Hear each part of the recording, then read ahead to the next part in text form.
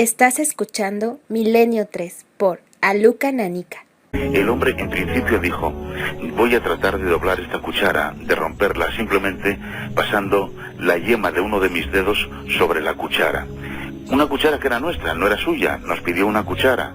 Y nosotros trajimos 7 o 8 cucharas nuestras que nunca él tocó, nunca se había aproximado a ellas. Y pasaba la mano suavemente la yema de uno de los dedos por encima de la cuchara, y la cuchara a los pocos segundos empezaba a doblarse, ¡pum!, hasta que se caía. Y así una y otra. Luego dijo que quería arreglar relojes. Nos pidió a nosotros algún reloj que tuviéramos roto de hacía tiempo, le trajimos unos cuantos, y él lo cogía con su mano, le daba, no sé, y el reloj empezaba a andar. Pero es que me pidió que hiciera, los espectadores que hicieran lo mismo en sus casas. Y cientos de miles de relojes empezaron a funcionar. Y cientos de miles de cucharas se rompieron al pasar la yema de los espectadores por encima de la cuchara en su casa. Y eso fue lo que realmente conmocionó a la gente. No que él lo hiciera, que bueno, pues podía ser truco si quieres. Pero claro, ¿dónde estaba el truco cuando lo hacía el espectador en su casa? 1:39, 10 grados en el estudio 1, el exterior del estudio 1, historia viva de la televisión. El maestro José María Íñigo, maestro y amigo de este programa, que recordaba, porque parece mentira, han pasado 30 años de aquel momento que yo creo que sin duda es uno de los picos de audiencia global, en el sentido de cómo la tele puede generar conductas, provocar seísmos en la sociología de un país. ¿Quién nos recuerda, aunque no la viviese, esa escena? Blanco y negro, José María Íñigo, bigote inconfundible, y junto a él un misterioso joven israelita que tenía fama de poder motivar los poderes ocultos de su propia mente, de poder llevarlos a generar efectos como la telequinesia, doblar objetos, doblar metales, mover cosas. Fue un momento histórico que dio a conocer el mundo de lo paranormal en España, sin duda alguna. Alberto Granados, hoy te pregunto a ti primero porque tú antes me contabas que tenías 10 añitos y que me has hecho la fotografía social, porque muchos jóvenes no van a entender lo que supuso aquello. Tú y toda tu familia, ¿cuál era la foto, Alberto? Buenas noches. Hola, muy buenas noches. Pues casi es una foto en blanco y negro. Yo lo recuerdo todo en blanco y negro, como era la televisión de aquel entonces, ¿no? Cómo nos acercábamos la familia, normalmente a la televisión, a las 9 de la noche, las 10 de la noche, como muy tarde para ir al día siguiente al colegio. Cómo se vivía de otra manera la televisión, no teníamos nada más que el canal que se veía. Creo que este programa pues lo vieron cerca de 17, 18 millones de personas, lo que darían muchos directivos de televisión por tener una audiencia la vida de esas características, ¿no? Y sí que recuerdo pues ese movimiento corriendo por la casa intentando buscar un reloj, porque Íñigo pedía a todos que si teníamos algún reloj en la casa, un reloj que hubiera estado parado, que estuviera roto, que lo buscáramos porque se iba a poner en marcha, ¿no? Como entre toda la familia buscábamos por allí, por entre los cajones. Hay que recordar que a lo mejor hace 30 años no era tan fácil encontrarse relojes como es hoy en día, ¿no? Que cada uno, pues a lo mejor miramos en nuestro cajón, ahora tenemos 6, 7 relojes que no utilizamos, ¿no? En aquel entonces era más complicado, buscábamos por todos los cajones, nos pedían una cuchara, un tenedor, íbamos corriendo a la cocina, me acuerdo de los hermanos pequeños por allí movilizados toda la casa, ¿no? Para encontrar esa cuchara, y como todos, pues ahí nos poníamos delante de la televisión, ¿no? Lo que más me inquietó, hombre, en casa yo creo que no sé si conseguimos o no conseguimos, pero era espeluznante ver cómo de repente empezaban a llamar gente a Televisión Española, cómo daban ese mensaje de que se había conseguido, de que no hacía nada más que los teléfonos bloquearse, de gente que había arreglado sus relojes y de gente que había podido romper las cucharas, ¿no? Momento histórico en el cual la televisión de verdad condicionó la vida de cualquier persona, de cualquier condición, de cualquier edad, de cualquier creencia. La gente creyó en los poderes ocultos de la mente. Se cumplen 30 años. Carmen Porter, buenas madrugadas. Buenas madrugadas, Iker. Oye, ¿qué te parece si esta noche también pedimos a la gente no solo experiencias, hoy tenemos un programa largo y tendido, sino incluso si ellos vivieron ese fenómeno, siendo pequeños, como en el caso de Alberto, siendo más mayores, que nos cuenten sus recuerdos, sería muy interesante. Tenemos un premio que habla de esta historia y que es un libro, luego presentaremos al amigo que nos acompaña hoy, excepcional, es un trabajo excepcional. Tenemos 3 ejemplares y yo creo que va a merecer mucho la pena que recordemos 30 años de aquel momento histórico. Veremos si había más misterio, más leyenda, más fraude. Luego vosotros, cada uno de vosotros podrá opinar. Pero abrimos líneas, Carmen. Claro que sí, que desde ese momento abrimos líneas en el 7640, palabra clave, milenio, espacio y como siempre lo que queráis. No vamos a dar todavía el nombre del autor de este libro, pero sí que vamos a decir que se trata de Los poderes ocultos de la mente. Está escrito por un buen amigo al que pronto conoceréis, que ha estado en diversas ocasiones ya en este programa, y 3 ejemplares de ese libro en el que se van a relatar historias tan fascinantes, Iker, como la de Uri Geller, o como los mediums que volaban, o cómo los animales tienen un sexto sentido para determinadas cosas. Los poderes ocultos de la mente, de Plaza y Janés. 3 ejemplares, 7640, palabra clave, milenio, espacio y lo que queráis. Juanma Frasquet con músicas como estas. Y, por cierto, ¿lo recordáis? ¿Recordáis ese hombre? Ese pelo opaco, esa cara delgada, esos ojos penetrantes, esa voz singular, siendo capaz de variar la lógica de la propia ciencia. Uri Geller y los poderes ocultos de la mente. El cerebro humano sigue siendo la última gran frontera por explorar. Sus facultades y potencialidad son, en pleno siglo XXI, un área completamente desconocida.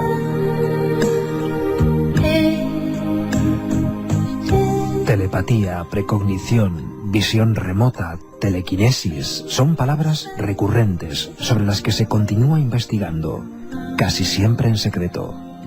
Esta noche, Milenio 3 se adentra en el universo de los poderes ocultos de la mente. Pues estamos seguros de que hoy el 7640 va a registrar muchas experiencias personales, porque todo el mundo tenemos nuestra opinión personal en torno a lo que son los poderes ocultos de la mente. Por cierto, no vamos a abandonar en ningún caso la visión escéptica y científicamente sana de algunos especialistas, como Javier Tirapu, neuropsicólogo de la Clínica Ubarmin en Navarra. Él ha tenido bien atendernos y él piensa, es curioso porque son 2 grandes bloques, no enfrentados, pero sí distintos, de gente que cree que nos queda mucho por explorar, que quedan áreas oscuras del cerebro que solo algunos pueden potenciar, y otra parte de la ciencia que cree que ya conocemos casi todo del cerebro, y que ese mito del 10 o del 20%, que utilizamos solo esa parte, es eso, un mito, una leyenda. Escuchamos al científico Javier Tirapu. ¿Cómo podemos plantear que utilizamos un órgano al 20%? Es decir, es como si dijéramos que tenemos 5 dedos, ¿no?, por si un día nos cortan uno, luego otro y luego otro para que nos quede uno. Es decir, el cerebro, como cualquier otro órgano del ser humano, está diseñado para lo que el ser humano necesita. No puede diseñar un elemento de tanta complejidad para utilizarlo al 20%. Y que me perdonen, pero creo que si no seríamos el animal más estúpido de la creación o de la evolución.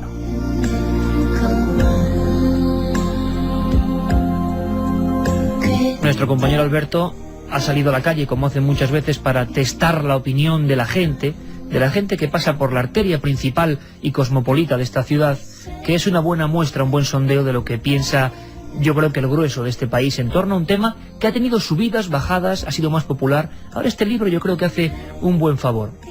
Puede ser una guía perfecta para empezar a conocer un asunto que ha interesado mucho y que quizá ahora vuelve a reverdecer laureles. Escuchamos las voces de la calle. Pues sí, queda mucho por descubrir. Pues parece ser que conocemos menos del 2% o algo así. Sí, gente que tiene presentimientos, sí. Mi hermana en concreto una vez tuvo un presentimiento de mi madre a la vez, y coincidieron las dos, sí. Algo existe. Pues no sé, y además tengo testigos, sueños repetitivos y más que son como sensaciones, ¿no? Y al cabo del tiempo, pues te puedo decir que hace 7 o 8 meses pues tuve un sueño que acababa con mi marido y es que estoy acabando ahora. O sea, así de claro. ¿Casualidad? No lo sé. No sé, si empíricamente está demostrado, yo lo creo, si no... Hombre, yo creo que puede haber personas que tengan esa capacidad, no sé si por entrenamiento de la mente, porque creo que es fundamental poder entrenarla, ¿no? Yo creo que la mente habría que hacerla funcionar más. Yo, si te digo la verdad, pienso que ya lo que hay es lo que hay. No creo que haya poderes ocultos ni... En esas cosas pienso por lo menos así. Creo que la mente tiene mucho que todavía por descubrirse, pero no en plan de poderes, sino en el sentido de que no comprendemos cómo funciona el cerebro y qué capacidades podría tener. Como siempre, opiniones de todo tipo. Gente que cree que hay que entrenar más la mente, gente que piensa que ya está todo descubierto. Otros hablan de precognición, de haber soñado una cosa y que luego se cumpla, de premoniciones, a veces terribles, todo tipo de cosas. A mi izquierda, don Enrique de Vicente, autor de este libro, Los poderes ocultos de la mente. Sorteamos 3 ejemplares, toda una guía para adentrarse y para profundizar en esta historia.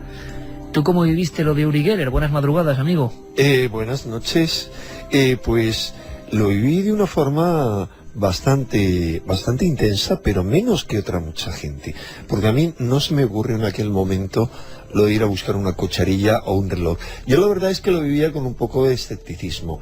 Estaba condicionado por muchas cosas. Estaba condicionado por una visión escéptica que teníamos quienes estábamos en la parapsicología científica en aquel momento, y era la convicción de que este hombre hacía trampas y de que aquello de decirle a la gente que doblara los metales o pusiera en marcha los relojes a través de la televisión era una tontería.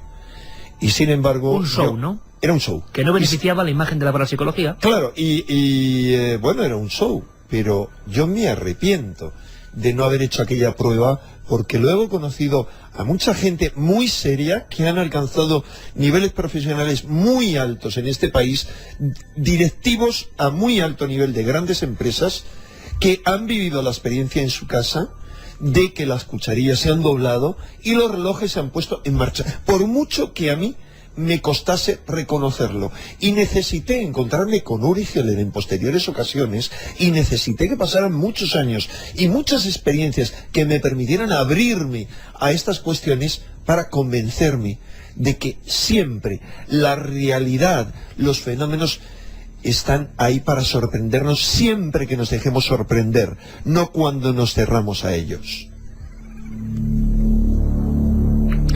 Viene fuerte, Enrique, esta noche. Yo lo noto, que esta noche va a ser realmente atractiva y va a ser una comunión directa con toda la audiencia de Milenio 3. Por cierto, sin que sirva de precedente, o sí, ojalá, felicidades, iba a decir, a toda la gente, no a nosotros, sino a la gente que estaba ahí, que nos dio la confianza, pues por apoyar esta aventura en la televisión. Y sobre todo gracias, Iker, por los mensajes. Hoy hablamos de televisión, precisamente. Por los mensajes de apoyo que nos están llegando a través de esas vías de contacto del 7640, ya sabéis, palabra clave Milenio, y también a través del mail nos han llegado muchas felicitaciones por el programa. Hay gente que dice que un antes y un después en la televisión, después... Bueno, es que ya era hora, ¿no?, de que hubiera un programa serio, porque todo el mundo estaba con la exigencia.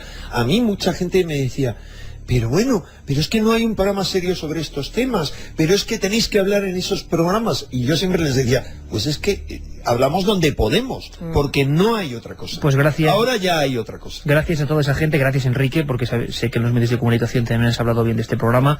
El próximo domingo a las 11 menos cuarto, muchas cosas, y de verdad, felicidades. Nosotros nos sentimos realmente muy apoyados, muy dichosos de tener tanta gente detrás. 1.200.000 personas siguieron esa emisión, y eso, sobre todo gracias, estamos agradecidos. Intentaremos hacerlo mejor si podemos, ojalá, con muchos amigos, eso sí.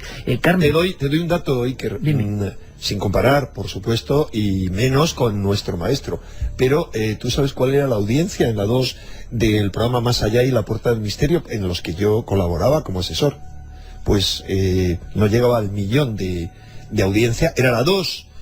Quiero decir, con lo cual espero que tengáis conciencia del poder y la responsabilidad que tenéis. Sobre todo, Enrique, sobre todo, lo más importante es la calidad de la gente. Estamos convencidos y lo estamos viendo con la cantidad de cosas que están mandando.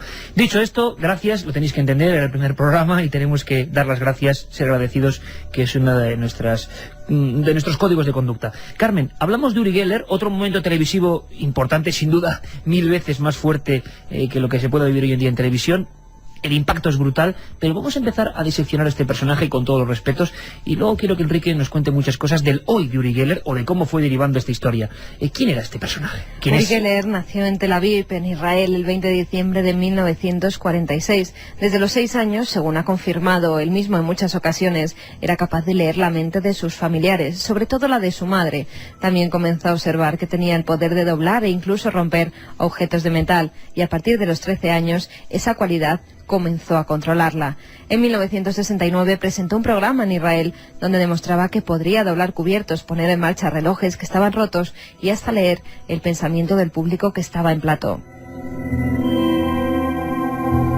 Ante la expectación que estaba creando este personaje, el investigador Andrija Puaric decide someterlo a varias pruebas, no sin antes presenciar cómo Uri había subido la temperatura de un termómetro con solo mirarlo, cómo había partido un aro metálico sin tocarlo o cómo movió la aguja de una brújula al acercar su mano a ella.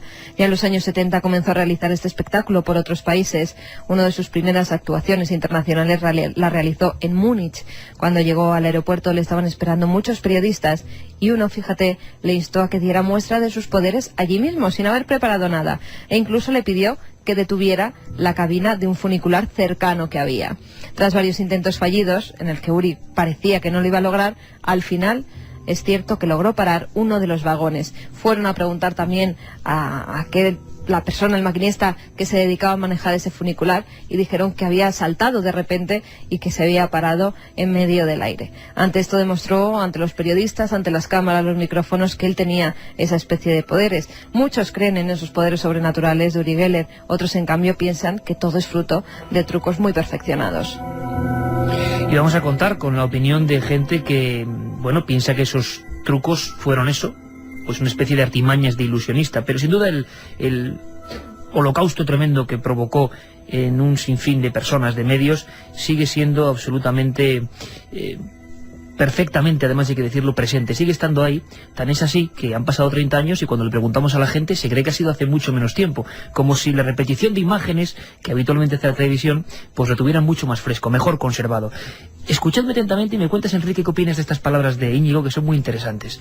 Todo el mundo vio la transmisión, en aquella época, año 75, yo tenía 2 años, así que no me enteré de nada, imagino, pero fijaos lo que pasó, lo que cuenta el maestro Íñigo el día antes, con él, a solas.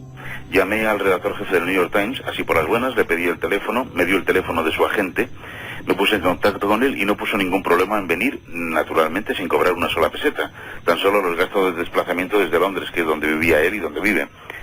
Y claro, yo tenía cierto miedo, porque claro, estamos hablando de unos años un poco complicados, tenía cierto miedo de que, hombre, de que fuera un fraude, de que a final de cuentas se riera de la audiencia. Y entonces antes de presentarlo en televisión, en la primera cadena de televisión española, nosotros el día anterior le hicimos unas cuantas pruebas, a ver si realmente era. El tipo, con una amabilidad extraordinaria, aceptó todas las pruebas. Una de ellas consistía, fíjate, esa la hizo él porque quiso realmente. Fuimos al Corte Inglés y en el Corte Inglés dijo, espera un momento, frente a una de las escaleras mecánicas me dice, espera un momento, fíjate en las escaleras mecánicas a ver si consigo lo que quiero. Oye, al cabo de escasamente 1 minuto la escalera mecánica se paró y le digo, pero eso lo has hecho tú. Y me dice, sí. Digo, ¿podrías ponerla en marcha ahora? Dice, pues unas veces puedo y otras veces no puedo, lo que sí puedo es intentarlo. Entonces se concentró, se puso la mano tapándose los ojos, en fin, yo allí mirándole a él, y al cabo de escasamente otro minuto la escalera mecánica empezó a funcionar. Madre mía, vaya...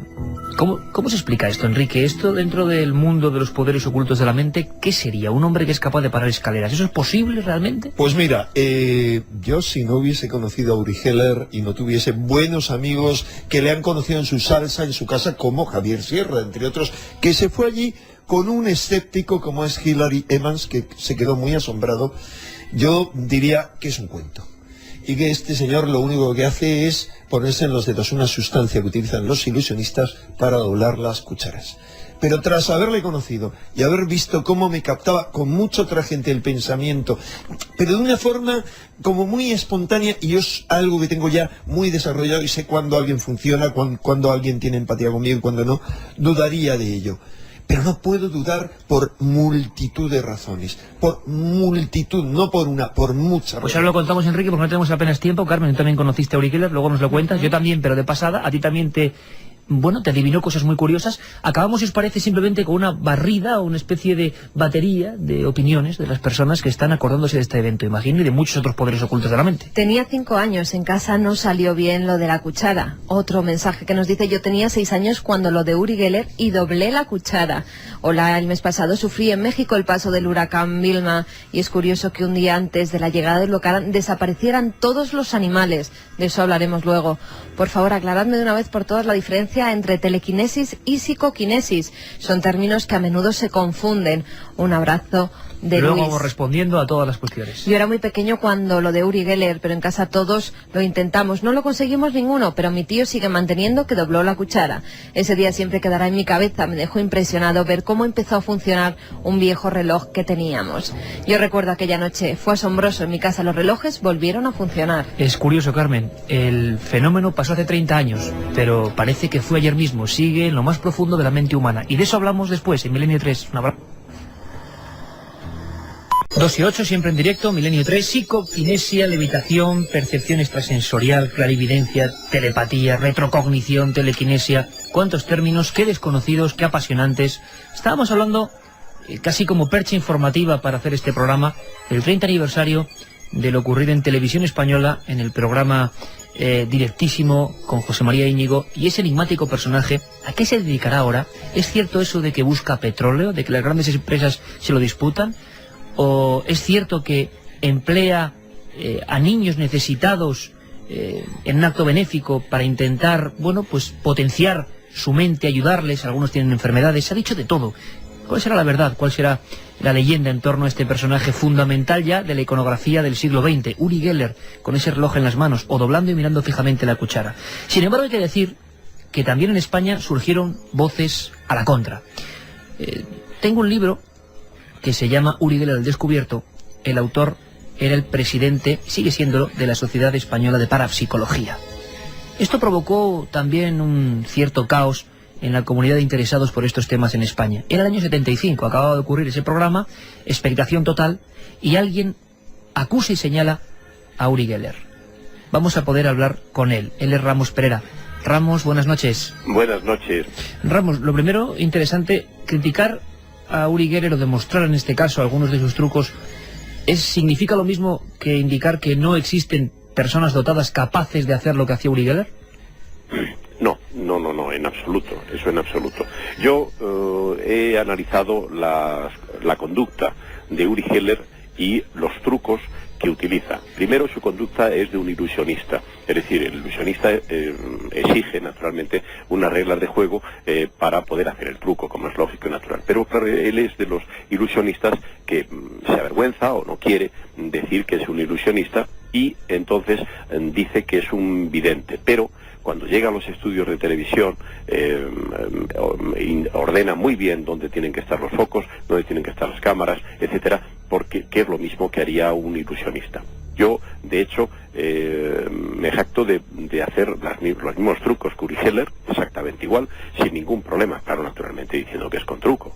¿Cómo se vivió aquel día de 1975, tan lejano, pero imagino que muy cercano todavía, en quienes lo mirabais con expectación, ¿no?, a través de la pequeña pantalla? ¿Cómo fue todo eso un poco a nivel social? Claro, Ramos. Bueno, primero, José María Íñigo, para él fue un éxito profesional, con independencia de que Uri Geller fuese evidente o no fuese evidente, está claro. Pero yo a José María Íñigo le di un aparato, le hice llegar un aparato que tenía con metacrilato, con unas barras metálicas, para ver si Uri Geller era capaz de doblarlas. Y allí en el programa decían los dos, se doblan, y de hecho José María Íñigo ha dicho alguna vez que él vio cómo se doblaban, y yo tengo a disposición de quien lo desee ver, porque tengo el aparato aquí ahora delante, el aparato y no se ha doblado ni un milímetro.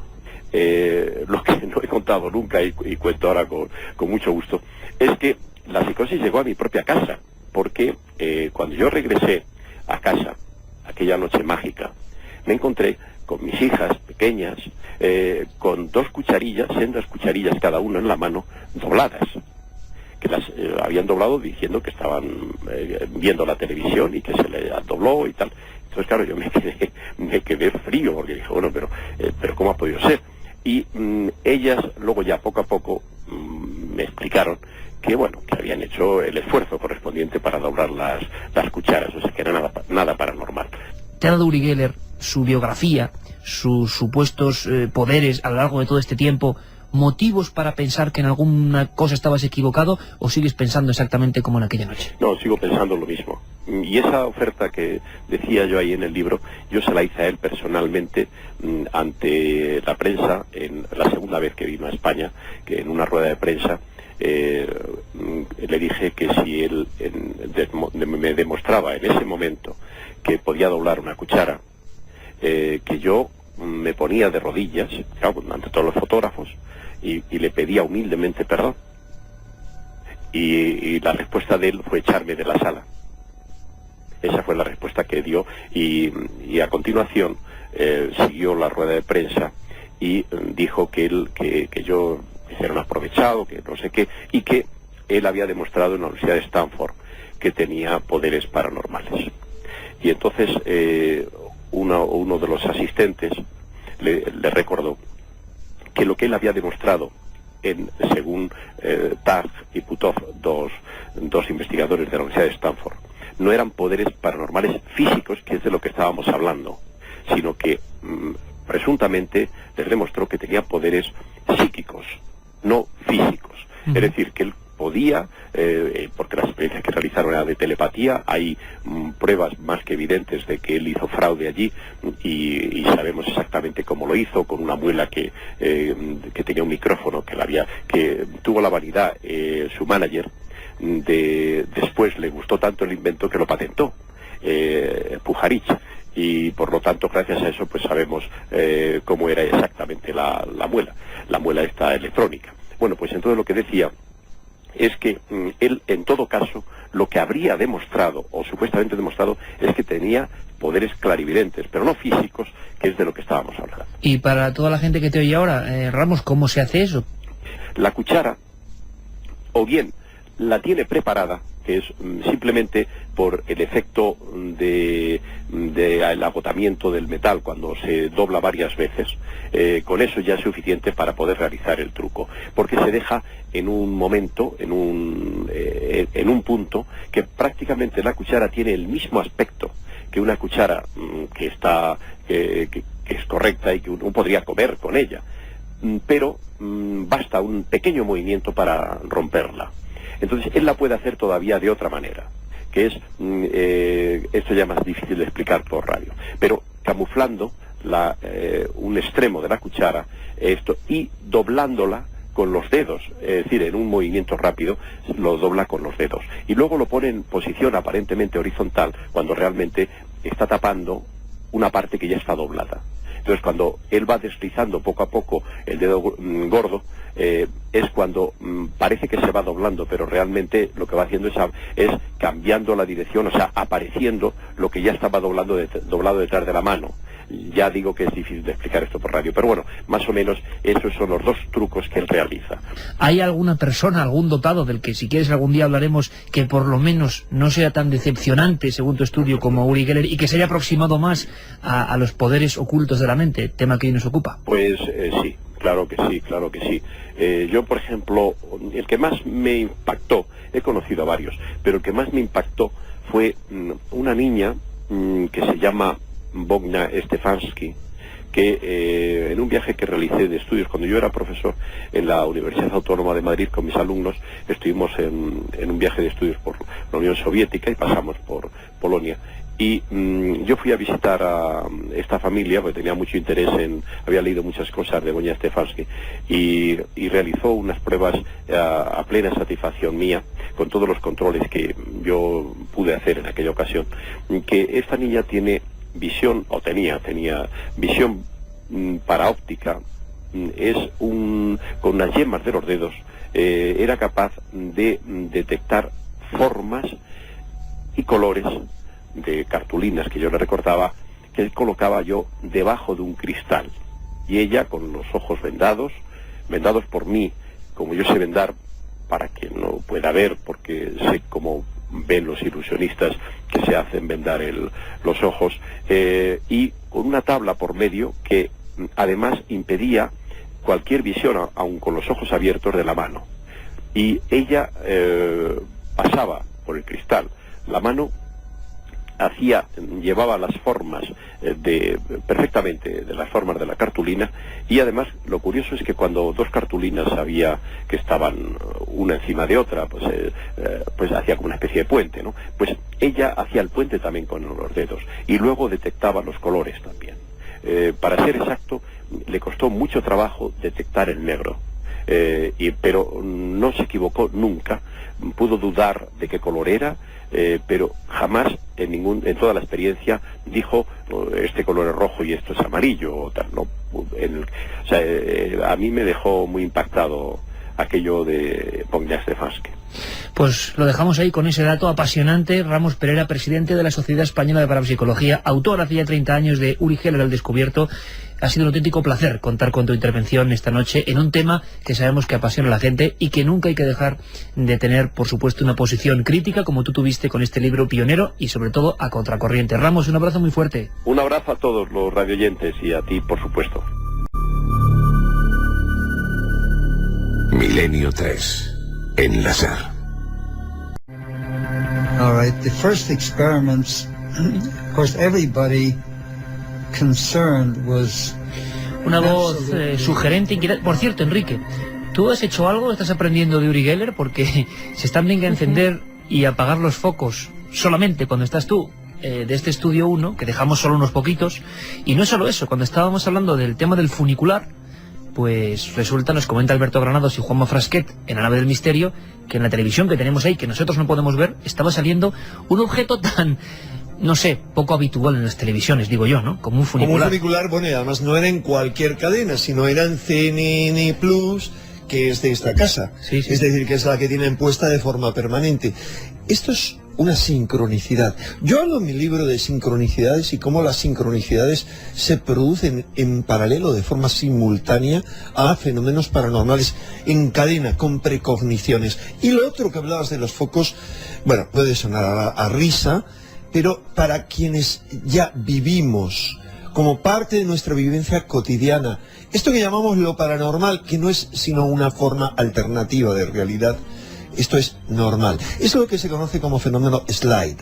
El fenómeno Slide es un fenómeno que empezó a estudiar mi escéptico amigo Hilary Evans, al que antes he aludido hablando de Uri Geller, y era lo que él y otros investigadores británicos habían observado, de que había gente que, dependiendo de su estado de estrés o su estado emocional, influía en el alumbrado público, es decir, ¿verdad?, hacía que se encendieran o se apagaran las farolas, ¿no? Famosos. Los apagafarolas. Sí, sí, sí, sí. ¿Qué ocurre? ¿A quién no le ha pasado, por cierto? Claro que imagino yo que será casualidad, pero oye, se en el queda equipo uno... de televisión nos dijeron, nuestro realizador Martín Capelletti, que él era un apagafarolas, que cuando pasaba al lado de las farolas estas se apagaban. Una cosa, y no comprendía Enrique, por qué. Porque quiero que me cuentes qué opinas de lo que dice Ramos Pereira en torno a... Bueno, ahora te lo diré, pero acabo de hacer un comentario más en torno a esto, y es algo más frecuente, y para investigar lo cual hay una empresa de ordenadores que financió una investigación realizada por la Universidad de Princeton, por el laboratorio, el PEAL, Laboratorio de Anomalías de Ingeniería de la Universidad de Princeton, es de qué forma el estrés del usuario de un ordenador personal puede alterar el funcionamiento del ordenador. Y la conclusión a la que apunta la investigación es que sí, algunos usuarios afectan a los ordenadores. Y yo lanzaría la pregunta, por favor, los oyentes que hayan observado esto con frecuencia, no una vez, con frecuencia, que ellos alteran los ordenadores, como a mí, lo confieso, me ocurre, y soy una pesadilla en mi empresa con los problemas con los ordenadores, pero lo soy desde que esto forma parte del entramado de mi vida. Ahí hay que alteración mente-máquina. Alteración mente-máquina. Es una forma. Decía antes una oyente, ¿qué diferencia hay entre psicoquinesia y telequinesia? Bueno, es una terminología antigua las dos. Telequinesia más antigua, desde hace un siglo. ¿De cuándo los espiritistas? Era como telequinesia es movimiento a distancia. Es decir, por ejemplo, cuando haces levitar un vaso o mueves un objeto a distancia, mientras que psicoquinesia se aplica a cualquier acción del psiquismo sobre la materia, no importa cuál. No solo mover, ¿no? La más usual ahora puede ser, por ejemplo, la del ordenador o la de las luces, o alteraciones que gente provoca en cualquier aparato eléctrico de su casa. Pero otra, más tradicional, y que todos podemos provocar en mayor o menor medida, es la curación, a través de la imposición de manos o a distancia, por el poder de la oración, por el poder de la mente, o al contrario, gente deprimida que lo que provoca son trastornos en los demás. Interesantísimo, seguro que hay muchas preguntas. Carmen, 7640, recordamos el trabajo de Enrique de Vicente, recién salido del horno, Y además ese sorteo de 3 ejemplares de Los poderes ocultos de la mente de Enrique de Vicente, publicado por Plaza y Janés. Tengo 43 años y en mi casa un familiar dobló una cuchara. Todavía la conservo como un tesoro, no hubo truco ninguno.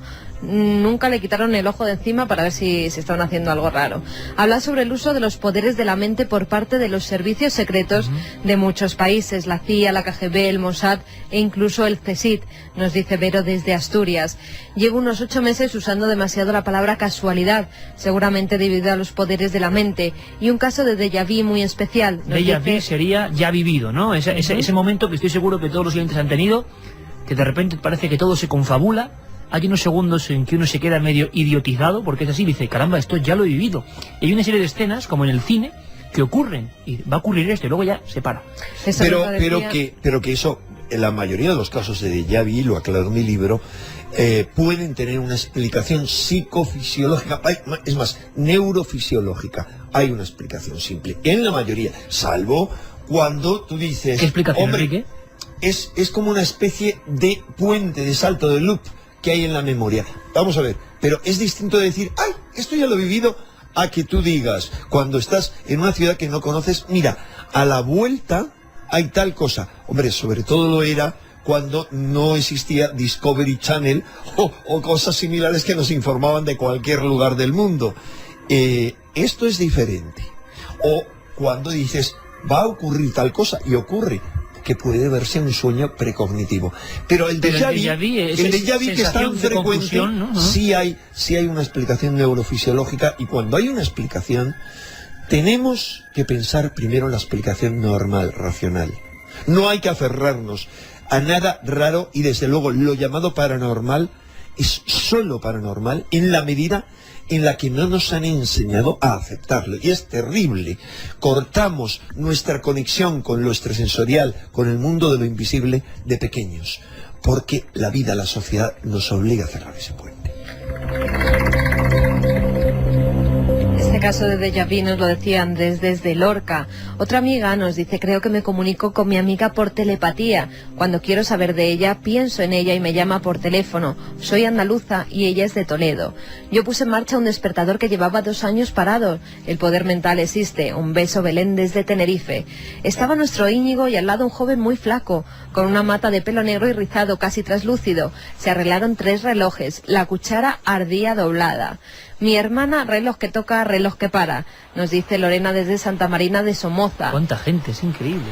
Para reflexionar, mente y cerebro son lo mismo, habría que precisar que el concepto de mente, como el de conciencia, excede en lo neurológico, nos dice Luis. Por supuesto que la mente tiene poderes, presiento y predicciones. Enhorabuena por los programas, que es Moraima desde Granada, nos lo dice. Mi suegra soñó que se quedaba colgada en el ascensor con una vecina en concreto. Ella pensó o soñó con una vecina en concreto. Y son 32 vecinos. Y qué casualidad que se quedó con esa vecina parada en el ascensor. Eso nos lo decía Javi. Tengo entendido que Uri Geller tenía un amigo llamado Andrew Puharich, que decía que sus poderes emanaban de los extraterrestres con los que contacta. Había una relación también ahí, ¿verdad? Una historia sí, de ovnis. Hay una historia, bueno, ahí. Todas esas experiencias que cuentan necesitarían comentario pormenorizado, desde la telepatía telefónica, de la que hablo, de todos los últimos experimentos que se han hecho. Enrique, si te parece. Como en tu libro se habla de varios fenómenos concretos, voy a hacer un rápido repaso de algunos términos y empezamos a hablar de qué se sabe de ellos. Pero me decías, Puharich es un hombre tan fascinante. Fue el manager un poco de Uri Geller, ¿no? Sí, pero era más que un manager. Hace falta conocer muy bien la vida de Puharich, como yo la conozco, porque él era muy amigo de algunos amigos míos, entre otros que habéis conocido, como Salvador Freixedo. Cuando uno la conoce, y yo la conozco mejor que Salvador Freixedo, y es un hombre tan fascinante que yo he descubierto personalmente como Puharich es el nombre que está tachado en los informes de la CIA de la primera propuesta de investigación paranormal del año 52. ¿Por qué lo he descubierto? Porque la tachadura, ves el número de letras del nombre, del apellido, y cuadra totalmente con Puharich. Miras la historia y no hay ninguna duda. es un hombre fascinante. Que se conectó con este otro hombre, con Uri Geller. Pero con él y con muchísima gente. Él estaba buscando un mesías de lo paranormal, como cuento en mi libro, y encontró a Uri Geller y pensó que con él podía lanzarse y se metió en una serie de aventuras absolutamente fascinantes y desde luego muy locas para cualquiera que las examine desde fuera. Pero no tengo ninguna duda de que Pujarich era de una honestidad extraordinaria, era un creyente. Vamos a escuchar una cosa muy interesante, Enrique y Carmen y todos los que están oyendo ahora Milenio 3. Es de nuevo José María Íñigo hablando de esa otra cara que no se conocía, de Andrea Pujarich, manager entre comillas de Uri Geller, pruebas que se hicieron al otro lado de la televisión, que no se vieron. Algunas son sorprendentes y pondrían en duda lo que dice Ramos Pereira, la versión más crítica. Quién sabe, la opinión es la de cada uno. Escuchamos. Pidió a los empleados del Estudio 1 de Prado del Rey, que éramos unos 40 o 50 en ese momento, que cogieran las llaves que tuvieran en el bolsillo y sin apretarlas, simplemente las abrazaran con la mano, es decir, las acariciaran, las tuvieran en la palma de la mano, rodeándolas con los dedos, pero sin apretar. Y pidió a todos que cerraran los ojos, que visualizaran las llaves como si estuvieran doblándose. Imaginaos, decía él, dibujar en la mente esa llave que tienes en la mano, cómo se dobla. Visualiza la llave doblándose o las llaves doblándose. Mirad cómo de repente se tuercen las llaves, cómo se están doblando, cómo se está juntando una punta con la otra. Oye, al cabo de hacer eso, yo iba traduciendo lo que él me decía, dice, ahora abrir los ojos y abrir las manos. Y el 90% de las llaves estaban absolutamente dobladas. Tal es así que causó un enorme problema porque muchas de las llaves eran del coche y otras de la casa. Y luego pasó lo que pasó en televisión. Milenio 3. No os vayáis. Cadena SER. Juanma Frasquet, siempre oportuno en cada música. Esta es tremenda, de ópera salvaje de Evangelis. Fíjate que hablaban antes de mente y cerebro, y alguno de los mejores investigadores que tenemos en España de la neuropsicología, neuropsiquiatría, Javier Tirapu, de la Universidad Ubarmin de Navarra, nos habla de que efectivamente todavía hay unas áreas curiosas que incluso si se manipulan o se lesionan, generan cambios de conciencia impresionantes. Esto es pura ciencia, lo que vamos a escuchar ahora, y a mí me sigue estremeciendo. Escuchad vosotros. Pero realmente, por ejemplo, hoy en día sabemos que aspectos tan difusos, ¿no?, y tan etéreos como la personalidad del ser humano están en una parte del cerebro, y sabemos que lesionando esa parte del cerebro los sujetos cambian radicalmente de personalidad. Por ejemplo, yo tengo una paciente que es muy llamativo, que antes era religiosa, ¿no?, pero religiosa además era una monja, ¿no? Ha tenido una lesión en esa parte del cerebro y ahora tiene un comportamiento totalmente antisocial. Roba en las tiendas, tiene promiscuidad sexual, consume drogas, etcétera, desde que tuvo el accidente y se lesionó esa parte del cerebro. Otros aspectos como la conciencia, ¿no?, un aspecto también que parece que se escapa al conocimiento de la ciencia. Hoy en día sabemos que la conciencia que uno tiene de sí mismo, ¿no?, y la capacidad que tiene uno de tener conciencia de la existencia de los demás están en una parte determinada del cerebro, y sabemos que si esa parte se lesiona, los sujetos no pueden atribuir conciencia ni estados mentales a su prójimo, a los demás, ¿no? Es decir, hay muchos aspectos de la conducta humana que sabemos que hoy en día están en el cerebro. Por ejemplo, otro aspecto que a mí me parece que es interesante es el aspecto más espiritual, como la religión, ¿no? Sabemos que las personas que tienen experiencias místicas y que ven a Dios, muchos de ellos son epilépticos con descargas en el lóbulo temporal izquierdo. Y posiblemente, aunque entonces no teníamos manera de medirlo, pero muchas de las experiencias que cuentan San Juan de la Cruz o Santa Teresa de Jesús lo que indican es que eran epilépticos del lóbulo temporal y tenían experiencias religiosas. 2:32, 10 grados. Yo agradezco personalmente a Javier Tirapu, científico y escéptico, que nos ha confirmado que es gran oyente de Milenio 3 y como buen escéptico de verdad duda y siempre está dispuesto a aprender. Temas para la polémica, decía Enrique que no estaba muy de acuerdo. ¿Por qué no estás de acuerdo, Enrique? Bueno, vamos a ver, yo respeto, por supuesto, no se me ocurre meterme en el área de un experto como Javier Tirapu. Yo le respeto a él como respeto a mi presidente Ramos Pereira su escepticismo, pero mira, a lo mejor es que vivimos en realidades diferentes, porque yo no creo que la realidad sea única. Yo creo que hay mapas diferentes en la realidad. Vamos a ver, yo me baso, por ejemplo, en cosas que le he escuchado a Karl Pribram, que es un neurofisiólogo de un renombre tremendo, que está casado además con la novelista Catherine Neville, muy famosa por El 8 y otras cosas.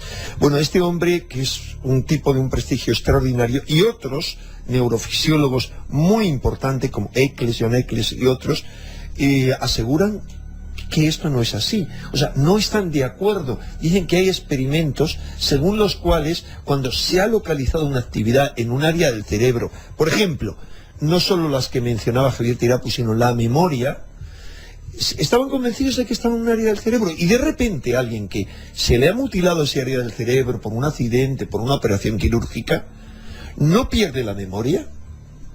Y al contrario, a veces se le incrementa, pero otras veces no la pierde, mientras que se daña otra parte del cerebro y sí se pierde la memoria. Es un mapa desconocido. El cerebro sigue siendo desconocido. Sí es cierto lo que dijo antes Javier Tirapu, de que lo del 10% del cerebro que utilizamos es un mito. Ahora, la respuesta es, ¿qué parte del cerebro utilizamos? Ni idea. O sea, yo no estoy de acuerdo con lo que él dice de que utilizamos todo el cerebro, como no utilizamos nada en su totalidad. No hay más que ver. O sea, ¿acaso el esfuerzo que realizamos en cualquier sentido es todo el que podemos realizar? No, ni en el deporte, ni en la actividad intelectual, ni en cualquiera. Cuando hacemos un sobreesfuerzo, somos capaces de ir más allá del límite. Y un sobreesfuerzo puede suponer también la activación de partes del cerebro que no utilizamos. Vamos con esas partes, Enrique. Hay varios términos que me gustaría dejar muy claro para la audiencia, que quizá es la primera vez que los oye. Algunos de ellos vienen en tu libro, en ese libro que hoy se sortea en el 7640, Los poderes ocultos de la mente, totalmente recomendable. Vamos rápidamente y luego, si quieren, nos detenemos en casos e historias de cada uno de ellos. Comenzamos por psicoquinesia, que sería la acción de la mente que recae sobre la materia, produciendo algún tipo de modificación sobre ella. Estaríamos hablando de desplazamiento de objetos, de levitación, de la misma sin contacto visible con ninguna de las fuerzas que hacen que se produzca esa levitación. La levitación precisamente es el siguiente término, que es el levantamiento de objetos de un peso considerable, llevados a cabo, entre comillas, por medio de poderes mentales, porque a veces se ha descubierto que no eran tales los poderes mentales, sino que también había mucho fraude. O de personas, o levitación de personas. También. Por todos, muy raro que nos suene. Que además los místicos, muchos de ellos sufrían esas levitaciones. Los místicos, los supuestos endemoniados, tanto los santos como los espiritistas o los brujos de determinados pueblos, o sea, tanto Dios como el diablo hacían levitar a la gente. Conclusión mía, que es el propio sujeto el que produce esos fenómenos.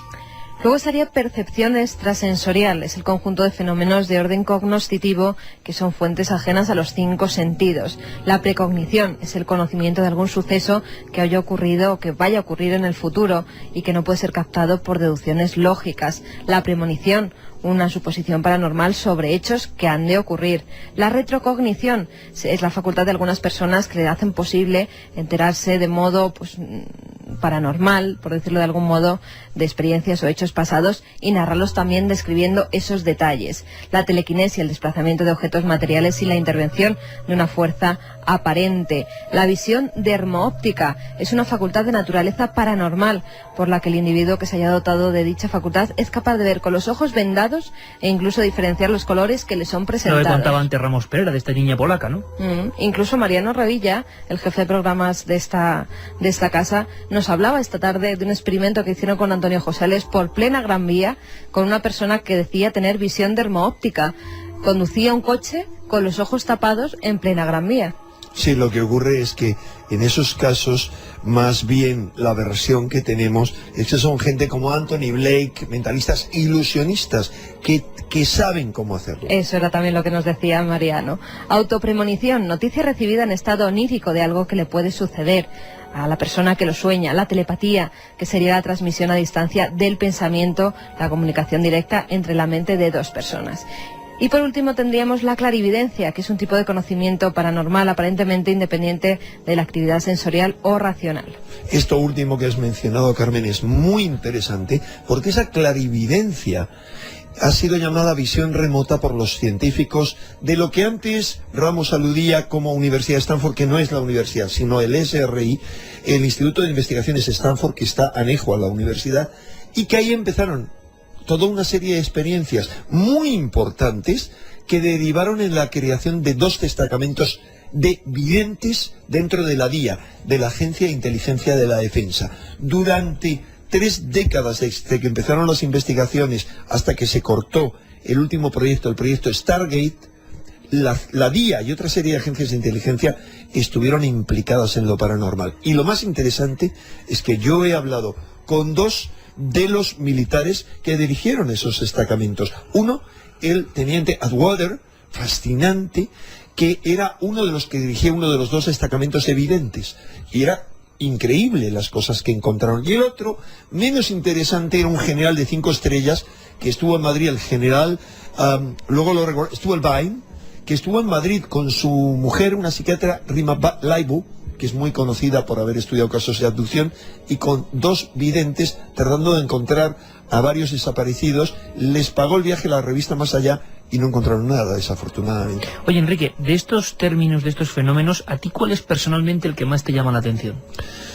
Vamos a ver, realmente el más misterioso es la precognición, porque vamos a ver, el hecho de que, aunque sea algo muy excepcional, anticiparse a un hecho que no ha sucedido nos rompe todos los esquemas que tenemos acerca del mundo. Luego, un fenómeno que yo he observado con cierta frecuencia es lo que es raro, es la psicoquinesia, y lo he observado fundamentalmente en casos de poltergeist, como algunos en los que vosotros habéis estado. Y de repente, cuando uno está en un sitio y ve que cae un frasco, cae, pero siguiendo una trayectoria diagonal y mucho más lento que cuando alguien lo lanza y dice, ¿pero qué es esto? O cuando ve de repente en un taller no de alta costura, en un taller industrial de costura, que de repente en una máquina muy pesada hay una bobina que empieza a bailar sin que nadie lo pueda tocar, o cuando está en una casa, como me ocurrió con el periodista Paco Pérez Avellán, entre otra gente. ¿Calle del Toboso? No, fue en una casa que va.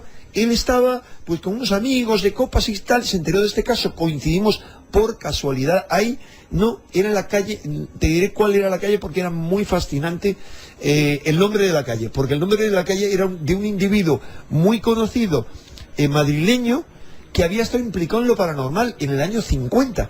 Bueno, pues en esa calle había una casa donde había habido alguien que se había suicidado, eso nos enteramos después, y ocurría de todo. Y yo, lo que vivía ahí, por mucho que haya gente que se ría de ello, entre las cosas con controles que hicimos, además de ruidos, es que un perro que estaba en una habitación apareció en otra. Esto puede sonar a risa, pero no es la primera vez que en gente muy cercana a mí se ha producido un fenómeno de teleportación. Pues si el fenómeno vas a acabar siendo tú, Enrique, es lo que estoy sospechando. No, para nada, porque oye, hablabas de, estábamos ahí y ahí ocurrían fenómenos. A mí me llamaron porque ocurrían esos fenómenos, porque una amiga mía tenía relación con esta gente y ahí me encontré con Paco Pérez. Y estaba Paco Pérez Avellán siempre casualmente al borde del suceso. Una cosa, hablabas de precognición, de adelantarse a un futuro.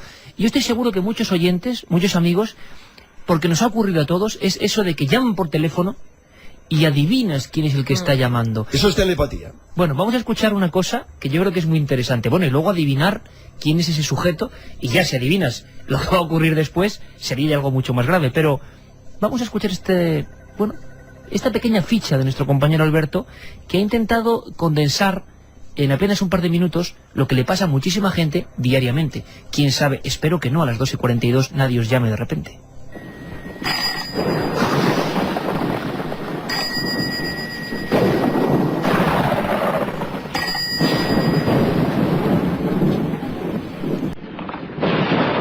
Hola, abuela. ¿Ahora llevas alas? Mi traje de bailarina, sí. ¿Abuelita? ¿Quién eres? No lo recuerdo. ¿Qué? Hola, Caroline. Soy amigo del ángel. ¿Cuántas veces ha sonado el teléfono y al otro lado le ha saludado a alguien al que pensaba llamar? ¿No ha tenido nunca un sueño y al día siguiente o a las pocas semanas se ha cumplido tal y como lo había imaginado? ¿Y con las personas que conoce? ¿En cuántas ocasiones ha pensado en alguien y se lo ha encontrado casualmente por la calle? Son las llamadas precogniciones, Situaciones que se escapan a la ciencia, pero que se repiten a diario. Nuestra mente capta señales de un futuro que pronto se nos representará. Muchos personajes importantes de nuestra historia han tenido precogniciones, corazonadas o visiones. A Winston Churchill se le atribuyen algunas famosas, como el día que decidió no asistir a una demostración aérea. Un piloto abrió fuego por error en la tribuna en la que debía estar. El accidente se saldó con más de 20 muertos y 67 heridos. A Hitler también se le atribuía un sexto sentido. ¿Y qué decir de Yasser Arafat? ¿Cuántos atentados evitó?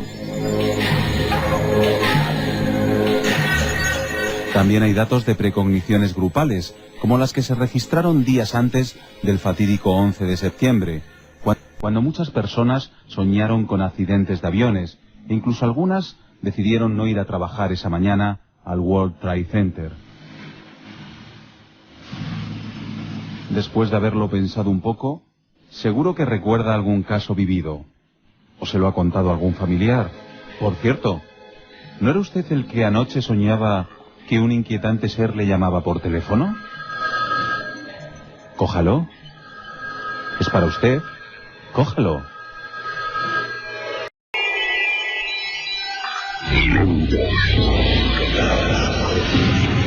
No os vayáis.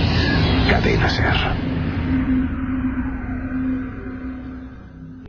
Vamos ya con los mensajes que nos llegan a esa vía de contacto 7640. Luis nos dice, aparte de la mente humana, hay estudios de fenómenos mentales y conductas insólitas aparentemente conscientes en animales no humanos y en plantas. Mi padre sabe cuándo va a haber un movimiento de tierra o cualquier otra cosa. Iker y Carmen, seguid así. Muchas gracias. El déjà vu se produce porque un hemisferio cerebral percibe la información ambiental mínimamente antes que el otro, y cuando la información se hace consciente parece haberse vivido dos veces. Tengo un libro, La ciclomancia, de Frank Young. Habla y tiene prácticas para potenciar la mente. ¿Qué opinión os merece? Si lo conocéis, ánimo. Una vez acompañé a una amiga a ver un piso para alquilar y yo lo había visto en una pesadilla. Ella se quedó con la habitación y ese año lo pasó fatal. A mí me pasa que cuando estoy muy agobiada por los estudios, en exámenes o cuando estoy muy enfadada, se me apagan las luces cuando paso, nos dice Marion. Al mes 9 a veces me ha ocurrido que al gritar... Es que se ha cortado el mensaje. Lo de los ordenadores y las impresoras nos pasa mucho a los estudiantes de arquitectura. La noche antes de las entregas nunca falla, se rompen siempre, nos decía Amalia desde Madrid. Pues yo suelo utilizar el PC cuando estoy en exámenes y siempre se me queda bloqueado o pierdo documentos. Quizás el estrés... Eso puede ser también los que no somos muy versados en el manejo informático. A mí me pasa habitualmente y no sé. ¿Y no si creo son que sea fuerza informáticos? mental. Lo de apagar farolas me pasa muy a menudo y me lo tomo a broma. Supongo que el alumbrado de mi barrio deja mucho que desear, nos dice Ranchi desde Madrid.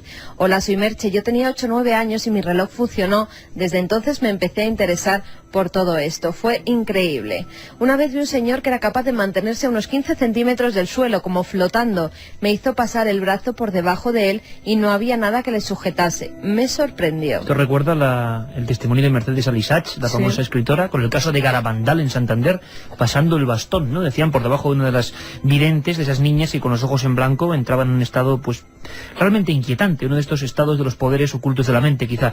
Escuchamos una cosa, Enrique, que me parece muy interesante, nos la dice un viejo amigo y compañero, Javier Sierra, porque sorprendió en su día. Esto ocurrió hace más de 2 años y medio en Milenio 3.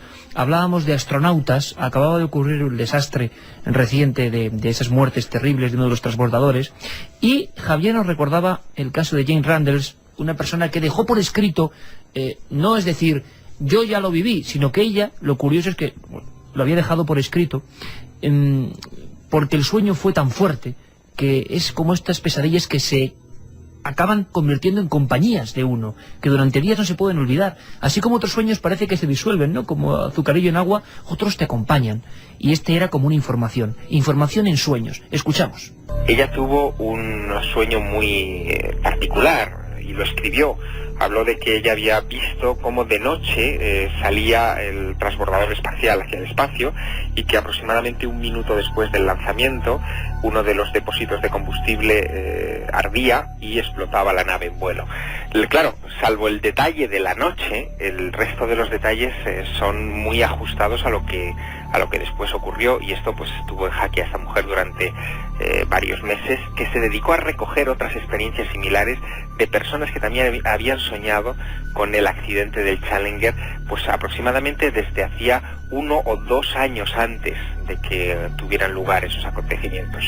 Incluso en registros como el Registro Central de Premoniciones, que es una iniciativa que lleva muchos años funcionando en los Estados Unidos, se registraron varias notas haciendo alusión a la eventual explosión de un transbordador espacial. Y junto a este testimonio, que es interesante, Registro Central de Premoniciones, que nos tiene que contar Enrique qué es esto, qué fue de ello, por qué se hacen estas cosas. Otra visión crítica, de nuevo Javier Tirapu, el neuropsiquiatra, neuropsicólogo. Yo creo que esto hay que tomarlo con cierta distancia, porque él habla de que muchos de los casos son producidos por fenómenos muy explicables y englobables dentro de la enfermedad mental. Bueno, que lo explique. Tengo que ser honesto con lo que voy a decir, ¿no? Y realmente, por ejemplo, ¿no?, la gente que a veces veo en algunos programas de televisión, que no es el caso de su programa, y lo digo sinceramente porque lo he escuchado varias veces por interés, aunque yo soy un escéptico, ¿no?, por mi mentalidad científica, un escéptico de casi todo, también he de ser sincero, pero creo que muchos de ellos son enfermos mentales, ¿no? Realmente son gente que tiene problemas, ¿no?, en atribuciones, que tiene problemas en asociación de ideas, ¿no? Realmente podemos crear muchas supersticiones en los seres humanos, ¿no? Y la base, por ejemplo, del pensamiento religioso es la superstición. Por ejemplo, el fenómeno de que la gente tiene la sensación de que ha vivido algo previamente, ¿no? Posiblemente estos sean un aspecto de una realidad determinada, un aspecto puntual de esa realidad, activa memorias, ¿no?, que están relacionadas con eso, y entonces tengo la percepción de que esa situación es familiar para mí. Bueno, de estas cosas hay cosas muy interesantes, ¿no? Realmente, por ejemplo, hay un estudio muy interesante, ¿no?, cuando en Holanda, creo, en Ámsterdam, cayó un avión de carga, ¿no?, y mató a 40 personas, se estrelló sobre un edificio. Fíjese, le preguntaban luego los psicólogos a la gente de allí de Ámsterdam, ¿no?, si vieron en la televisión las imágenes del avión chocando con el edificio. Y el 55% recordaban perfectamente las imágenes del avión en televisión chocando con el edificio, daban detalles del ángulo de entrada, en qué altura chocaron y demás. Solo había un pequeño problema, que nunca hubo imágenes, y menos en televisión, sobre el avión que estaba chocando. Pero la pregunta te la hacen así y picas. Enrique, Registro Central de Premoniciones. ¿Qué demonios es esto? ¿Sirvió para algo? ¿Sirve para algo? Sí, ha habido varios registros centrales de premoniciones, aunque merecerían comentarios todas las opiniones que ha dado Javier Tirapu, porque vamos a ver, según muchos psiquiatras, cualquier místico, pues lo que tiene son problemas psiquiátricos, y según muchos psiquiatras, Jesús era un esquizofrénico.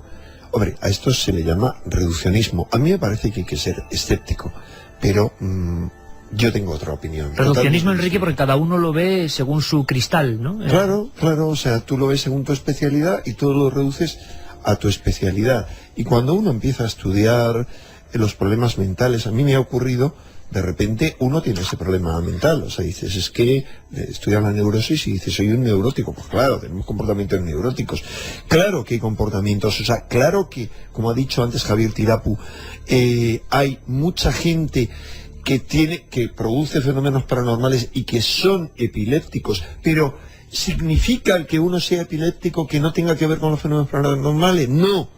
Los chamanes o brujos de los pueblos primitivos se les elegía a muchos de ellos entre los epilépticos, porque conectaban con otras áreas del cerebro y con otras áreas de la realidad. Una cosa no excluye la otra. O sea que igual el misterio real es el de la mente humana y el de la propia epilepsia, que todavía no llegamos a comprender en su totalidad. Entre otras muchas cosas. O sea, realmente, si no comprendemos que desconocemos la mayoría sobre nosotros mismos y que desconocemos sobre la realidad y nuestra interrelación con la realidad, es que es necesario que hagamos ese acto de humildad. Por supuesto, es menos válido aún el charlatanismo de mucha gente que habla de lo paranormal y que son videntes muy bien y dicen que son parapsicólogos y como que todo tiene una explicación muy fácil para ellos. Es menos serio eso que los planteamientos como los de Javier Tira, que es un hombre muy abierto, pero realmente sabemos tan poco que lo primero que hay que hacer es un acto de humildad y para mí también de apertura, de decir, vamos a abrirnos a lo extraordinario, y lo extraordinario lo podemos encontrar en nuestras vidas. Oye, Enrique, una cosa, hablábamos del registro con grandes tragedias. ¿Es cierto, es leyenda urbana, caso del 11S, tantos tristes casos que todos conocemos, que se incrementaba el nivel de personas que habían creído soñar la noche anterior con una escena que recordaba mucho pues algo cayendo sobre las Torres Gemelas? Vamos a ver, el problema que hay es que yo tendría que mirar en internet a fondo a ver si existe el registro central de premoniciones original, que creo no existe. Existen otros, existe un registro británico creado, digamos, por videntes, y ahí sí se recibió una premonición, donde hay gente que manda sus premoniciones, una muy clara, que había tenido lugar, creo, lo cuento en mi libro, 2 días antes, en el que una persona decía que veía claramente estrellarse un avión contra un edificio alto, y era una ciudad con grandes rascacielos, y dice, creo que es Chicago. Chicago es la segunda ciudad de Estados Unidos con edificios más altos después de Nueva York. Esto podría ser una casualidad si no hubiera un volumen tan enorme de profecías, de premoniciones relacionadas con un acontecimiento tan traumático para el inconsciente colectivo como el 11 de septiembre. Lo más brutal es que hay otro experimento que sí es fascinante y que nos llevaría otro programa a hablar de él, que es el proyecto Conciencia Global. En ese proyecto, más de 70 universidades o centros académicos están interconectados entre sí a través de Internet, y en ellos hay un pequeño aparatito, vamos a llamarlo así, que le llaman el EGG, es el acrónimo, tiene una significación, pero en inglés significa huevo, y esos están enviando información a la Universidad de Princeton. ¿Qué es lo que eso manda? Lo que eso manda es, digamos, la influencia hipotética que ejerce la gente sobre ese aparato a través de psicoquinesia. Bueno, eso produce, lo estoy explicando de forma muy simplona, eso produce al final una estadística que se refleja en una curva que sube y baja o se mantiene estable. Lo más fascinante es que en hechos como los primeros bombardeos de la OTAN sobre Sarajevo o como el entierro de Lady Di, se vio que había grandes alteraciones, es decir, teoría. La gente con sus emociones influía. Lo más fascinante es que media hora antes del 11 de septiembre empezaron esas alteraciones, que 2 horas antes del gran maremoto del sudeste asiático de la Navidad del año pasado empezaron las alteraciones. ¿Por qué? Tal vez porque el inconsciente colectivo preveía esas grandes tragedias. Pues tremendo, hablaremos de ese proyecto, nos parece apasionante. Carmen, como apasionante es este libro que hoy sorteamos entre todos los amigos que han escrito al 7640. Vamos con los 3 ganadores del libro de Enrique de Vicente, Los poderes ocultos de la mente, publicado por Plaza y Janés. Mi pareja, cuando pasa momentos de mucho estrés, provoca averías en los electrodomésticos y funde bombillas, nos dice Pere desde Girona. Pues uno de esos libros es para él. Sandra nos dice, yo tenía 12 años cuando lo de Uri Geller, y en mi casa se doblaron las cucharas y se arreglaron 2 relojes. Desde entonces no han dejado de funcionar. Y el último de los libros es para Elsa desde Asturias. ¿Qué se sabe de la piroquinesia? Leí el libro Ojos de Fuego. ¿Existe ese fenómeno? ¿Existe, Enrique, ese fenómeno? Totalmente. Ojos de Fuego es una película en la que se ve cómo hay una niña que hace arder objetos. Vamos a ver, eso se produce... Eso pasó en Naroya, Almería. Claro. ¿Verdad? Pero además tú sabes muy bien que en muchos casos de poltergeist eso se produce, al igual que la caída de piedras que se está produciendo ahora en un lugar, según me ha contado el redactor jefe del diario de Jerez, en Jerez, controlado por la policía. Pues lo seguiremos, Enrique, muy atentamente, porque no hay tiempo para más. Ha sido un placer, gran libro, Enrique. Nos vemos dentro de muy poco y nos seguimos escuchando en la radio, por supuesto, siempre. ¿Y en la televisión? Claro que sí, Enrique.